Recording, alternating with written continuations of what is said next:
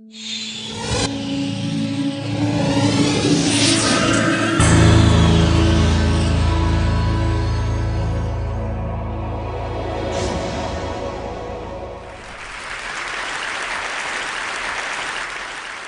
grew up interacting with the physical objects around us, and there are enormous number of them that we every day use. Unlike our most computing devices, these objects are much more fun to use with. When you talk about objects, one another thing automatically comes attached to that thing, and that is gestures, how we manipulate these objects, how we use this object in everyday life. We use gestures not only to interact with these objects, but we also use to interact with each other. Like gesture of namaste, maybe to respect someone, or maybe in India, I don't need to teach a kid that this means 4 run in cricket. It comes as a part of our everyday learning.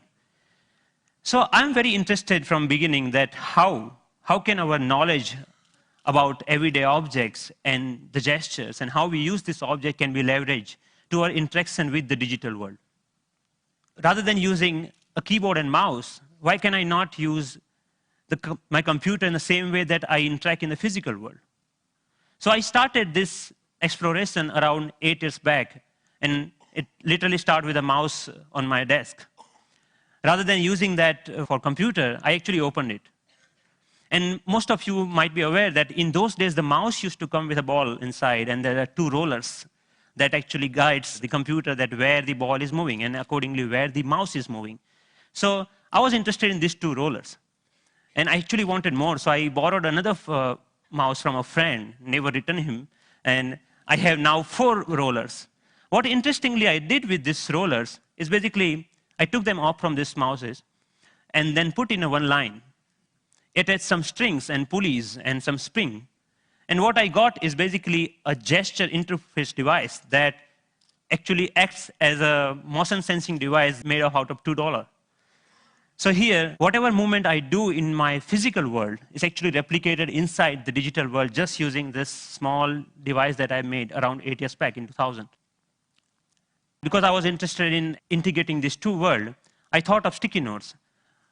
I thought, why can I not connect the normal interface of physical sticky note to our digital world? A message written on a sticky note with my mom on a paper can come to an SMS, or maybe a meeting reminder automatically syncs with my digital calendar. And a to-do list automatically syncs with you. But you can also search in the digital world, or maybe you can write a query saying, what is Dr. Smith's address? And this small system actually prints out. So it actually acts as a paper input-output system, just made out of paper. In one another exploration, I thought of making a pen that can draw in 3 dimensions. So I implemented this pen that can help designers and architects not only think in 3 dimensions, but they can actually draw so that it's more intuitive to use that way. Then I thought, why not making a Google map, but physical world? Rather than typing a keyword to find something, I put my objects on top of that. If I put a boarding pass, it will show me where is your flight gate. A coffee cup will show you where you can find more coffee, or where you can trace that cup. So this was some of the earlier explorations I did, because the goal was to connect these 2 worlds seamlessly. Among all these experiments, there was one thing very common. I was trying to bring a part of the physical world to the digital world. I was taking some part of the objects or anything intuitiveness of the real life and bringing them to digital world. Because the goal was to make our computing interfaces more intuitive. But then I realized that we humans actually are not interested in computing. What we are interested is in information. We want to know about things. We want to know about dynamic things going around. So I thought about last year, in the beginning of the last year, I started thinking that why can I not take this approach in reverse way? Maybe how about I take my digital world and paint the physical world with that digital information? Because pixels are actually right now confined in these rectangular devices that fits in our pocket.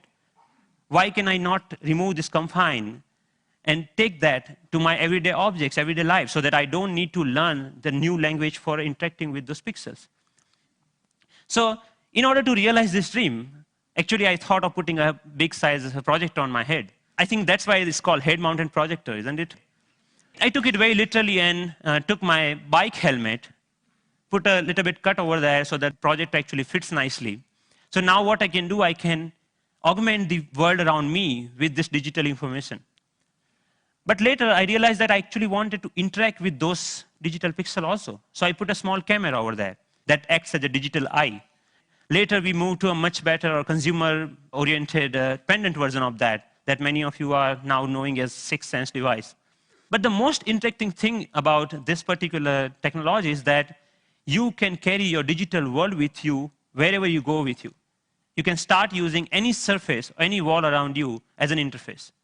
The camera is actually tracking all your gestures. Whatever you are doing with your hands, it's understanding that gesture. And actually, if you see, there are some color markers that in the beginning version we were using over there. You can start painting on any wall, that you stop by a wall and start painting on that wall. But we are not only tracking here one finger. We are giving you the freedom of using both of hands. So you actually can use both of your hands to zoom into or zoom out a map just by pinching operation over here. The camera is actually doing just getting all the images, it's doing the age recognition and also the color recognitions, and like so many small algorithms are going inside. So technically it's a little bit so complex, but it gives you an output which is more intuitive to use in some sense. But I'm more excited that you can actually take it outside. Rather than getting your camera out of your pocket, you can just do the gesture of taking a photo and it takes photo for you, right? Thank you.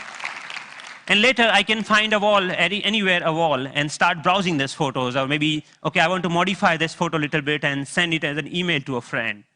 So we are looking for an era where computing will actually merge with the physical world.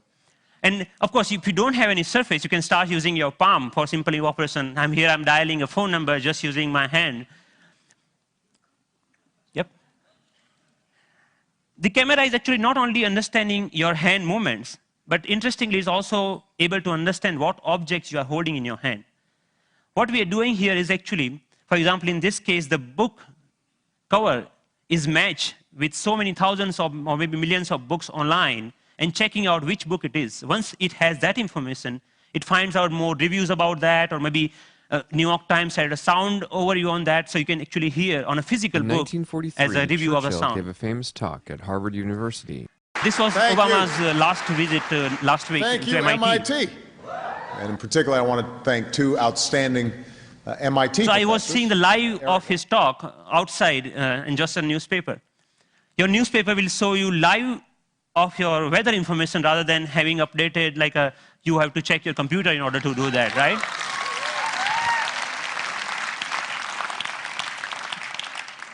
When I'm going back, I can just use my boarding pass and to check, oh, my flight has been how much delayed. Because at that particular time, I'm not feeling of opening my iPhone and checking out a particular icon.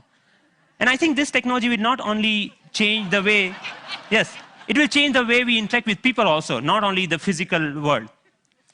The fun part is like I'm going to Boston Metro and playing Pong game inside the train on the ground, right? And I think the imagination is the only limit of what you can think of when this kind of technology merging with the real life. But many of you argue, actually, that all of our work is not only about physical objects. We actually do lots of accounting and paper editing and all this kind of thing. What about that? And many of you are actually excited about the next generation tablet computers to come out in the market. So rather than waiting for that, I actually made my own, and just using a piece of paper. So what here I did is remove the camera. All the cameras, webcam, have a microphone inside that camera. I removed that microphone from that, and that just pinch that, like just make a clip out of that microphone and clip that to a piece of paper, any paper that you found around. So now the sound of the touch is exactly getting me when exactly I'm touching the paper. But the camera is actually tracking where my fingers are moving. You can, of course, watch movies. Good afternoon. My name is Russell, and I am a wilderness explorer in Tribe 54. And you can, of course, play games. Here, the camera is actually understanding how you're holding the paper and playing the car racing game.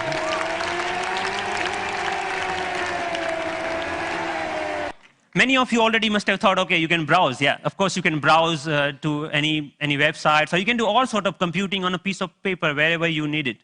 So, but more interestingly, I'm interested that how we can take that in a more dynamic way. When I come back to my desk, I can just pinch that information back to my desktop so that I can use my full-size computer. And why only computers? We can just play with papers. Like paper world is interesting to play with. So here I'm taking a part of a document and putting over here the second part of from second place, and I'm actually modifying the information that I have over there. Yeah, and then I'm saying, okay, this looks nice. Let me print it out, that thing. So I have a now printout of that thing, and now, so the workflow is more intuitive the way that we used to do before, maybe 20 years back, rather than now switching between these two worlds. So as a last thought, I think that integrating information to our everyday objects will not only help us to get rid of the digital divide, the gap between these two worlds, but will also help us in some way to stay human, to be more connected to our physical world. And it will actually help us not end up being machines sitting in front of another machines. So that's all. Thank you.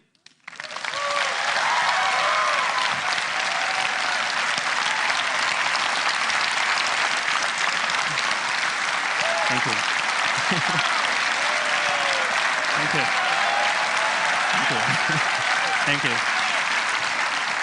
Thank you. So Pranav, first of all, I mean, you're a genius. This is incredible. Really. Thanks a lot. What are you doing with this? Is there a company being planned, or is this research forever, or what? So there are lots of companies, actually sponsored companies of Media Lab, interested in taking this ahead in one or the way. The companies like mobile phone operators want to take this in a different way than the NGOs in India are thinking that why can we only have sixth sense? We should have a fifth sense for missing sense people who cannot speak. Maybe this technology can be used for them to speak out in a different way, maybe speaker system. I mean, what are your own plans? Are you staying at MIT, or are you going to do something with this? I'm trying to make this more available to people so that anyone can develop their own sixth sense device, because the hardware is actually not that hard to manufacture or something hard to make your own. And I will provide all the open source software for them, maybe starting next month. Yeah. So that, open source? Wow. Yes. Wow. Yep. Are you going to come back to India with some of this at some point? Yes, of course. I mean, what are your plans? MIT, India, how are you going to split your time going forward? There is a lots of energy here, lots of learning. Like all of this work that you have ever seen is all about my learning in India. And now, even if you see, it's more about the cost effectiveness. This system costs you $300 compared to the like $20,000 of Surface tables or anything like that. Or maybe even the $2 mouse gesture system at that time was costing around like $5,000. So we actually, I showed that to, in one of the conference to President Abdul Kalam at that time. And then he said, okay, we should use this in Bhabha Atomic Research Center for some use of that. So I'm more excited about how I can bring the technology to masses rather than just staying that technology into lab or environment, something like that. Based on the people we've seen at TED, I would say you're truly one of the 2 or 3 best inventors in the world right now. And it's been an honor to have you here at TED. Thank you. Thank you so much. Nice meeting you. It's fantastic.